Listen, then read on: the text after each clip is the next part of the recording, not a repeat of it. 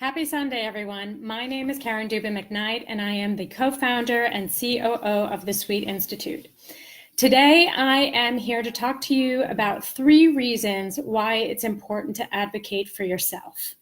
And at the end of this, I'm going to give you a little bit of a personal reason as to why this was something that I wanted to talk about with you today. So reason number 1 is that this is about self-care. And so if we are unable to set boundaries, and if we're unable to put ourselves as a priority, then we end up struggling with our own self-care. So as an example, when Sweet first was a vision that we had and not fully formed yet, we had a series of focus groups. And the purpose of the focus groups was to meet with other social workers and other people in the field and get a sense from them about what it is that they needed, what it is that they were looking for, what they struggled with as health professionals, as social workers, and as counselors, and to really get a sense of what the issues were.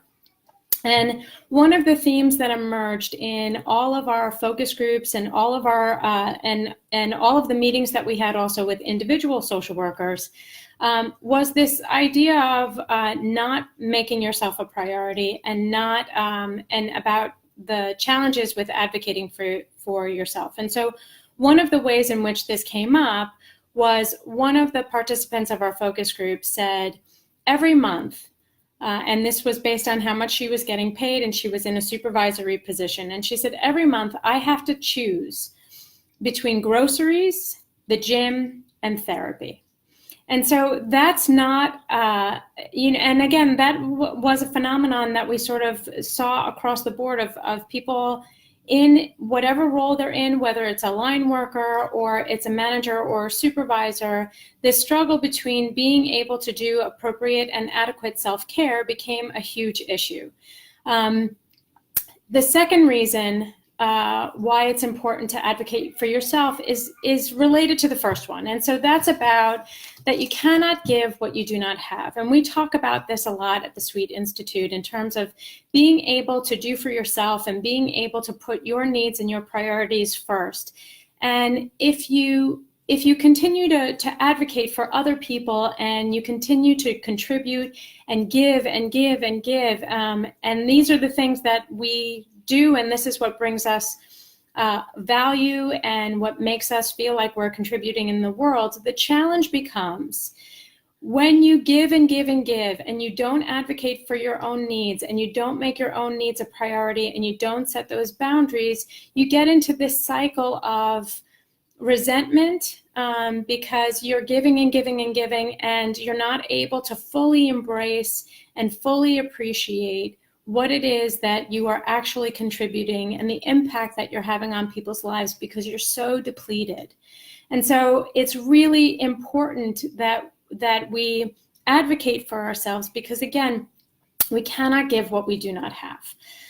The last reason, or the third reason that I'm going to talk about a little bit today as to why it's important to advocate for yourself is about social modeling. So this is one of the primary ways in which we learn. We learn from watching other people do. And so imagine the impact that you can have on your friends, your family, your colleagues, your children, your patients, your clients, anybody you have interactions with. If you're able to really demonstrate that you've advocated for yourself, that you are taking care of yourself, that you are healthy, that you are happy, that you are following a path that gives you fulfillment, value, and joy. And I promise you, I probably shouldn't do that, but if you are able to really advocate for yourself in that kind of way, then you will be in a position where you will begin to see other people follow suit. And there's so much value and so much contribution you can do just by role modeling what it is that it means to advocate for yourself and put your priorities first. So we're talking about self-care. You cannot give what you do not have when you aren't making yourself your self-advocate and putting your own needs and your own priorities first. and social modeling so that other people have an opportunity to see what it looks like, what it feels like, what your path and your journey has been, and what your happiness brings you, so they then can make themselves a priority as well and begin to advocate for themselves also.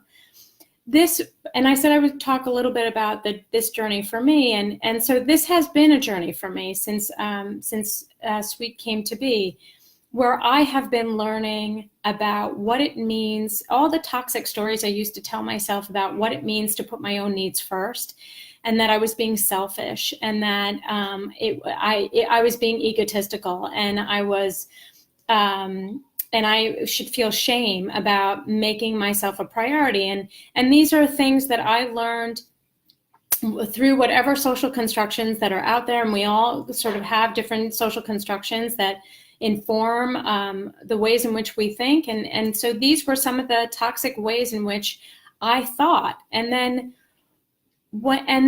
through this process, and through being a part of Sweet, and through discovering that advocating for myself was far from being selfish, and it was far from being egotistical. And this was much more about how I can continue to contribute to the world, and I can continue to give value and to my family and to my friends and to my patients and clients and to Sweet. And so this is the journey that I've been on, and this is a process, and it's all about discovering your worth. And so thank you for joining me. I would love to hear what your thoughts and your ideas are about this. How is it that you advocate for yourself as well? And happy Sunday. Thank you all so much. Bye-bye.